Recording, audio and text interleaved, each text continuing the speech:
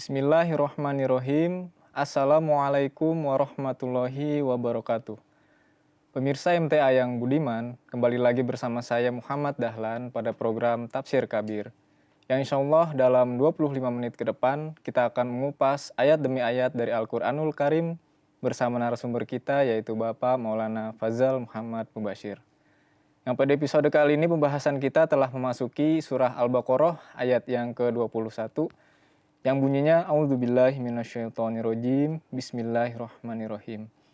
Yakadul barku yakhtafu absarahum kullama adha'a lahum masyaw fi wa idza azlamu alaihim qamu walau sya'allahu lahadzaba bisam'ihim wa absarihim innallaha ala kulli syai'in qadir. Quran surah Al-Baqarah ayat ke-21. Yang artinya, hampir saja kilat itu menyambar penglihatan mereka. Setiap kali kilat itu bersinar menerangi, maka mereka berjalan di bawah cahayanya. Dan bila gelap meliputi mereka, maka mereka diam berdiri. Dan jika Allah menghendaki, maka sungguh Dia bisa menghilangkan pendengaran dan penglihatan mereka. Sesungguhnya Allah atas setiap perkara yang dikehendakinya berkuasa sepenuhnya. Al-Baqarah ayat ke-21. Baik pemirsa, langsung saja kita sapa narasumber kita.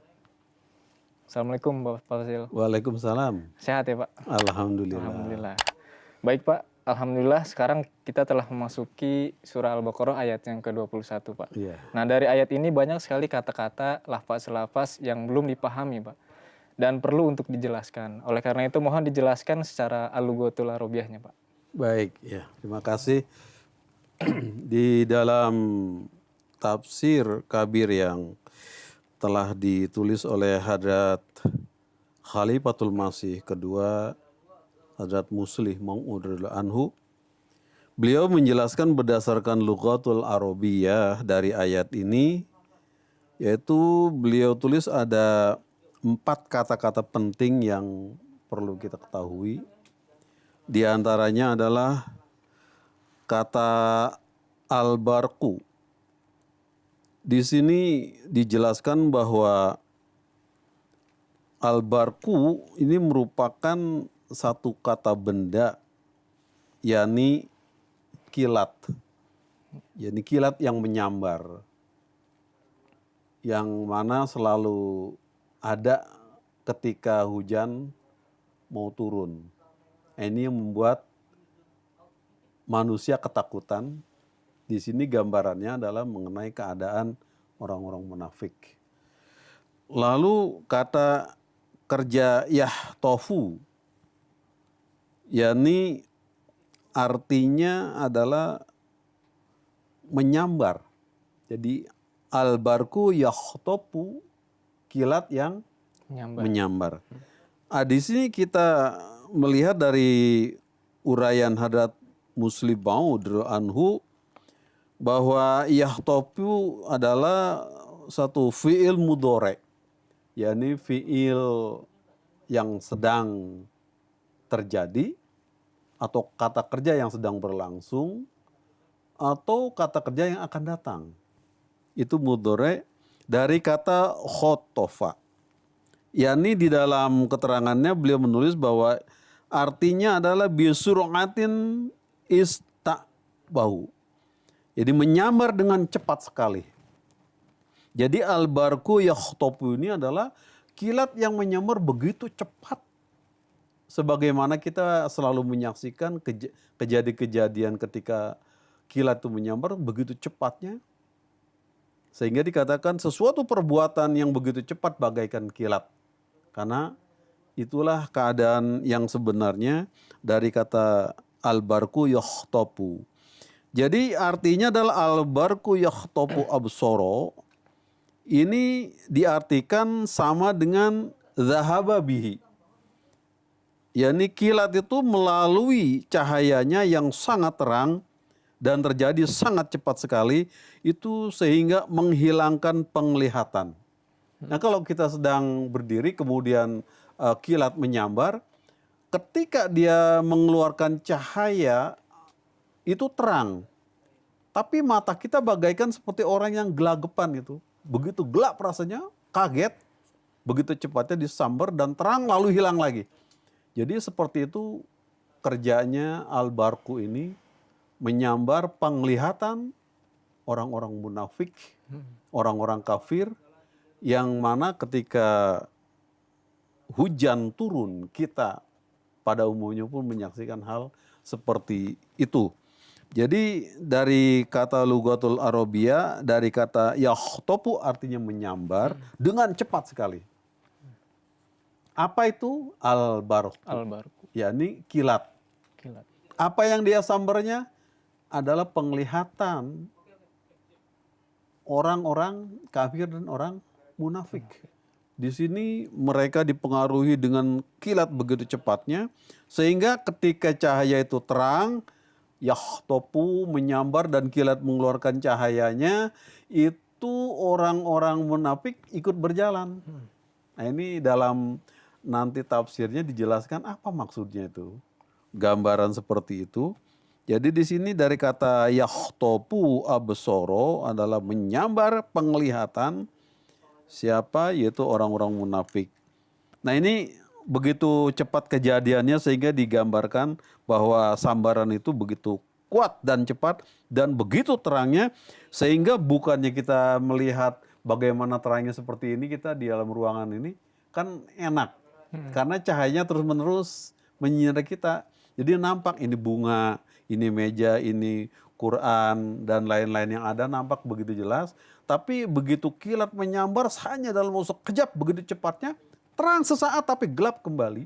Ini membuat mata kita pun sebagai manusia kemampuannya terbatas, itu gelagapan rasanya seperti itu. Nah ini gambarannya kata yakhtopu tersebut. Kemudian juga dijelaskan bahwa selanjutnya ada kata yang diambil adalah azlama. Azlam. Ya dari ayat ini juga. Artinya azlam ini seperti dikatakan bahwa azlama alaihi al-lail, yakni malam telah meliputi hingga menjadi gelap. Jadi apa yang gelap? Adalah ketika mereka sedang tadi dalam waktu singkat melihat cahaya kilat, itu kan terang. Tiba-tiba Allah Ta'ala hilangkan cahaya tersebut dalam waktu sekejap pula, sehingga menjadi gelap kembali. Ini gambaran secara jasmaninya ketika hujan turun, diawali dengan kilat yang seperti itu. Nah ini dijelaskan bahwa bagaimana kilat itu bekerja. Kemudian kadangkala kilat tersebut pun membuat orang takut. Karena kalau kilat turun dengan sambaran kuat dan mengeluarkan suara yang sangat menakutkan, yaitu petir, bahkan sampai menghanguskan sesuatu benda yang disambarnya. Ini ada dua maknanya di sini. Hanya kilat saja cahaya terang, sehingga orang munafik ikut berjalan ketika terang. Tapi ketika dia sambil menurunkan cahaya terang lalu menyambar pula dengan sambaran yang sangat kuat sekali, sehingga membuat sesuatu pun yang tersambar menjadi hangus, ini membuat orang munafik dan kafir pun ketakutan pula. Setelah itu ditinggalkan oleh Allah Ta'ala dalam keadaan gelap gulita, sehingga dia hanya berdiri di sana. Nah ini gambaran ini nanti kita akan jelaskan dalam tafsirnya apa yang dimaksud hal itu. Jadi ini supaya tahu bahwa apa sih kata yahtofu, apa sih kata azlama, ini dijelaskan di sini. Kemudian kata selanjutnya adalah zahaba. Zahaba. La zahaba. Ini kita ambil kata zahabanya, artinya zahaba adalah membawa pergi. Zahaba pergi. Zahaba bihi, membawa sesuatu pergi. Apa yang dibawa perginya adalah cahaya tadi itu. Tadinya Allah Ta'ala berikan cahaya terang ketika kilat itu bersinar. Tiba-tiba sekejap pula Allah Ta'ala gelapkan semuanya, dibawa pergi, cahaya tersebut menghilang. Akhirnya gelap. Jadi tadinya baru setindak mau melangkah, tiba-tiba mati, gelap, orang diam. Nah ini munafik dan kafir seperti itu. Jadi ini kata-kata perkata-perkata yang dijelaskan di sini oleh beliau.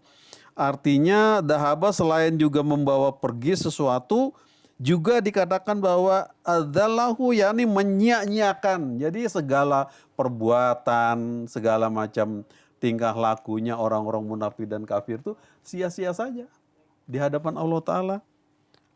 Bahkan dikatakan oleh Allah Ta'ala bahwa Allah itu meninggalkan mereka, menjauhinya. Ini kata dahaba. Nah, di dalam Quran contohnya ya, kita ada di sini Allah Ta'ala berfirman mengenai makna dari kata dahaba ini. Yaitu dahaba ar-rawa Ibrahim. Ini surah Hud ayat 75 bahwa rasa takut Ibrahim itu menghilang. Ini ketika Ibrahim alaihissalam dalam riwayatnya beliau mau dibakar kan. Karena beliau ketahuan merusak patung-patung dari Raja Namrud. Kan dihibau bahwa tangkap saja Ibrahim lalu kita arak di tengah kota dan kita akan bakar. Itu sebagai manusia merasakan ketakutan. Tapi ketika Allah Ta'ala memberitahukan bahwa itu adalah merupakan satu hal yang biasa dalam perlawanan. Seorang nabi dilawan oleh umat pada masanya itu hal yang biasa. Ibrahim tuh tidak ada merasa takut lagi. Oke lah, jalan saja nggak masalah. Sehingga dikatakan bahwa apinya pun padam, dingin, tidak jadi membakar tubuhnya Nabi Hadrat Ibrahim. Ibrahim alaihissalam ini. Nah ini pengertian kata dahaba seperti itu pula. Menghilangkan, menjauhkan, membawanya pergi. Jadi terkandung maknanya kalimat selanjutnya dari kata dahaba bihi apa. Nah ini maknanya baru kita akan bisa ketahui. Jadi kata dahaba adalah membawa pergi. Pergi. Dahaba bihi mengambilnya membawa pergi. Contoh-contoh dalam kalimat pada ayat Quran juga ada. Kemudian juga ada mengenai ayat Quran lagi pada surah Al-Fatir. Bahwa Allah Ta'ala juga berfirman. Fala tadhab nafsuka alaihim. Jadi jangan sampai nyawa kamu itu mati atau melayang diambil oleh mereka. Artinya sampai terbunuh. Artinya apa? Rasa takut engkau tuh begitu menguasai diri engkau kepada Ibrahim. Ya Allah Ta'ala pesan kepada Ibrahim, enggak usah takut, itu biasa. Nah ini bagaimana ketika Rasulullah SAW menyampaikan dakwah ilallah, menyampaikan ajaran Islam kepada penduduk di Mekah dan Madinah pada masa-masa awal Islam. Ini sangat menakutkan, tapi Allah Ta'ala hibur. Itu sudah biasa. Bahwa perlawanan umat manusia pada masa di mana Allah Ta'ala menurunkan petunjuk. Itu begitu kerasnya, menakutkan. Tapi Allah hibur sebagaimana Ibrahim juga akhirnya rasa takutnya hilang dari kata dahaba ini. Jadi banyak sini kata-kata pengertian yang dikandung di dalam ayat ini. Yang telah dijelaskan oleh beliau. Kemudian juga ada lagi kata syai'un. Syai'un ini dari kata letterliknya adalah sesuatu. Atau benda atau sesuatu, ini syai'un. Tapi yang dimaksud di dalam ayat ini ada syai'un adalah sesuatu yang dikehendaki. Jadi innallaha ala kulli syai'in qadir. Allah itu sesungguhnya maha kuasa atas segala sesuatu. Apa yang dia kehendaki dia bisa kuasai. Nah ini kalau Allah menghendaki bahwa Islam harus tumbuh, Islam harus menang, Islam harus unggul di atas semua ajaran agama atau kepercayaan yang ada di masa itu. Maka tidak ada manusia yang akan dapat menghalangi kehendak Allah Ta'ala. Jadi innallaha ala kulli syai'in qadir. Allah maha kuasa atas segala sesuatu apa yang dia kehendaki. Jadi tidak ada tangan manusia dapat menghalanginya. Jadi apapun juga usaha orang-orang kafir, orang-orang munafik menghalang-halangi pertumbuhan Islam yang disampaikan oleh baginda Rasul Muhammad Sallallahu Alaihi Wasallam itu tidak akan bisa dibendung dan tidak akan bisa dilawan. Ini kehendak Allah Ta'ala, dia maha kuasa segala-galanya. Jadi ini ada beberapa kata-kata tersebutlah yang di dalam lugat ini yang perlu dipahami oleh kita, bahwa kata yakhtopu adalah menyambar dengan cepat sekali, kemudian menghilang kembali. Lama artinya itu gelap, ditinggalkan, lalu dahaba diambil oleh Allah Ta'ala, cahaya tersebut hilang lagi kembali. Dan itu semua merupakan kuasa Allah Ta'ala. Kehendaknya. Dia kuasa atas segala sesuatu. Itulah 4 kata dari berdasarkan Lughatul Arabiyah yang dijelaskan di dalam ayat ini. Baik Pak. saya telah menangkap beberapa penjelasan yang tadi Bapak telah jelaskan. Yang pertama, al-barku, yaitu kilat yang menyambar, gitu ya Pak. Lalu yahtofu ini adalah di dalam bahasa Arab kata kerja fi'il mudhari, yang artinya sedang berlangsung atau akan berlangsung, gitu ya Pak. Betul. Lalu selanjutnya adalah azlama. Azlama ini adalah sesuatu yang menggelapkan. Ya. Apabila sesuatu itu menjadi gelap, maka kilat itu menyambar sehingga apa yang disambar oleh kilat itu menjadi terang benderang, gitu ya Pak. Lalu selanjutnya adalah syai'un. Syai'un itu dalam bahasa Arab artinya sesuatu atau benda. Jadi maksud innallaha ala kulli syai'in qadir ini adalah sesungguhnya Allah Ta'ala berkuasa atas segala sesuatu. Jadi apapun dilakukan oleh orang-orang kafir, oleh orang-orang munafik, tidak ada bandingannya, tidak ada apa-apa di sisi Allah Subhanahu wa Ta'ala. Begitu ya Pak? Betul, ya benar. Baik Pak, pertanyaan selanjutnya adalah berkenaan dengan tafsir daripada ayat ini Pak. Karena tadi kan baru penjelasan secara Lughatul Arabiyah, sekarang penjelasan secara tafsirnya Pak. Baik, terima kasih. Ya, dari dasar kata tadi yang kita barusan sampaikan, beberapa kata-kata tersebut, hal-hal yang perlu dipahami. Kita masuk kepada masalah tafsirnya dari ayat ini. Apa sih yang terkandung, mana apa sih yang ada di dalam ayat ini? Yaitu ayat Al-Quran yang barusan kita baca dari Al-Baqarah nomor 21. Ya kadul barku yakhtopu absorohum kullama adha'alahum masyaufi wa idha adlam alaihim qamu walau sya'allahu ladhahaba bisamihim wa absorihim innallaha ala kulli syai'in qadir. Ini di dalam tafsirnya Hadrat Muslim Maud Khalifatul Masih kedua menjelaskan bahwa di dalamnya ini diberitahukan bahwa hampir saja kilat menyambar penglihatan mereka. Nah, berulang kali petir itu menyambar ketika hujan mau turun, itu secara letterlek, secara zohirnya kita saksikan dalam hidup kita sehari-hari. Itu kan kalau hujan mau turun, dia turun berkali-kali menyambar tuh kilat. Nah, kilat ini ada dua macam. Ada kilat yang hanya memberikan cahaya berbinar terang. Nah, ini dijelaskan di dalam tafsir ini, kilat yang seperti ini adalah suatu kabar gembira, suatu keadaan yang menyenangkan, sehingga orang-orang munafik, orang kafir ikut berjalan bersama-sama. Artinya apa? Ketika Islam sedang mengalami kemajuan, enak di dalamnya, itu orang munafik jalan sama-sama.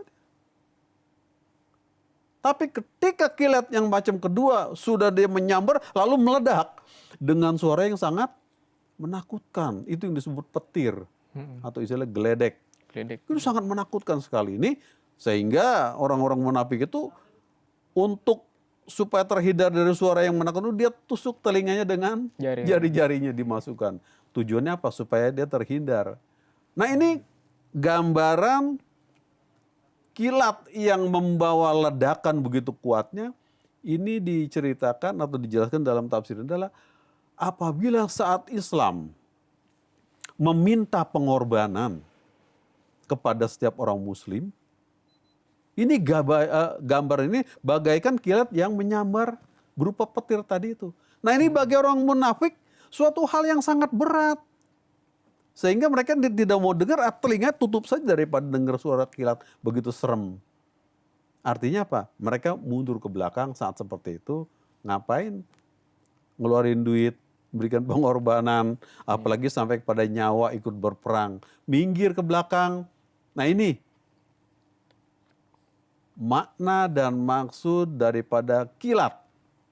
Al-barkun tadi itu yang hanya berupa kilat cahaya saja, itu adalah keadaan Islam sedang jaya, sedang enak, sedang menyenangkan, ikutlah. Sehingga dikatakan ketika kilat bersinar menerangi mereka, mereka berjalan, berdiri. Tapi ketika kilat menyambar dengan dentuman geledek yang besar menakutkan itu, mereka menutup telinganya supaya tidak mendengar yang menakutkan itu. Artinya secara keadaannya ketika Islam meminta pengorbanan dan lain sebagainya. Rasulullah pada masa awal menghimbau seluruh umat muslim yang telah baiat pada beliau supaya memberikan pengorbanan. Ikut berperang, menyampaikan dakwah ilallah, menyampaikan tauhid ilahi yang beliau telah sampaikan. Ini bagi orang munafik suatu hal yang sangat berat yang mereka tidak mau ikut di dalamnya. Sehingga iman mereka lama-lama akhirnya menjadi luntur. Nah, ketika mereka ikut dalam cahaya terang tadi yang tanpa geledek, tanpa petir, itu mereka ikut bersama-sama, itu mereka nampak seperti orang muslim. Benar-benar itu kompak, sama-sama enak. Tapi ketika Islam mengatakan berikan pengorbanan, Islam membutuhkan pengorbanan dari kamu, hai orang-orang mukmin. Orang munafik tutup telinga. Waduh, yang seperti ini nggak bisa katanya, mundur ke belakang. Itu mereka kondisi kayak gitu dikatakan sebagai orang benar-benar munafik. Jadi sebagaimana kita sering katakan, orang munafik itu gambarannya bagaikan pohon Awi. pohon awi, pohon bambu kata orang Sunda, orang awi. Itu kan kemana aja dia ikut angin bertiup, sana condong ke kaler, ke kidur, ke kulon, ke wetan, ya gitu. Tidak kokoh seperti pohon batang kelapa yang tidak tergoyang kemana-mana, kokoh. Kalau pohon bambu itu kesana kesini dia. Patah enggak, itu enggak ada pendiriannya. Jadi di mana Islam saatnya seperti cahaya yang terang tadi itu menerangi, dia ikut bahagia. Begitu datang tuntutan pengorbanan ini dan itu, harta benda, waktu dan kehormatan, mereka tutup telinga, enggak mau ikut, dia pergi. Nah, itu seperti itu pendirian. Jadi di mana untung, di sana orang munafik ada. Tapi di mana dituntut suatu pengorbanan yang menyusahkan, mereka tidak mau. Nah itu tafsir di sini menjelaskan masalah bahwa ya kadul barku yahtabu absaruhum. Aku lama ado'alahum masyau pihi. Ketika Islam sedang berjaya dan enak, mereka ikut berjalan. Wa iza azlama alaihim. Tapi ketika cahayanya gelap, tidak kelihatan, mereka berdiri saja bengong, tidak apa. Istilahnya hanya ngejedog saja di sana, nggak ngapa-ngapain, dia diem aja, tidak berbuat apa-apa. Disuruh berkorban, tidak mau memberikan. Disuruh ikut berjuang, tidak juga mau. Ini orang munafik. Jadi jelas sekali di sini. Tapi dikatakan innallaha ala kulli syai'in qadir. Allah Maha Kuasa, apa yang Dia kehendaki Islam untuk maju, apa yang Dia kehendaki orang muslim harus membayarkan, memberikan pengorbanan, itu akan berjalan. Kecuali orang munafik, mereka minggir. Jadi ini jelas sekali ya gambarannya dari hal ini. Ya. Baik Pak, dikarenakan waktu yang telah habis, jadi pembahasan ayat ini akan kita lanjutkan pada episode yang akan datang. Gitu, Pak. Saya ucapkan jazakumullah sekali lagi Pak. Baik pemirsa, alhamdulillah kita telah mendengarkan dan menyimak penjelasan dan penjelasan dari narasumber kita berkenaan dengan surah Al-Baqarah ayat 21 ini. Mudah-mudahan kita semua mendapatkan taufik dari Allah Ta'ala untuk mengamalkan apa yang terdapat di dalam Al-Quranul Karim dan menghindari segala larangan-larangannya. Saya Muhammad Dahlan dan segenap kru MT yang bertugas mohon undur diri. Assalamualaikum warahmatullahi wabarakatuh.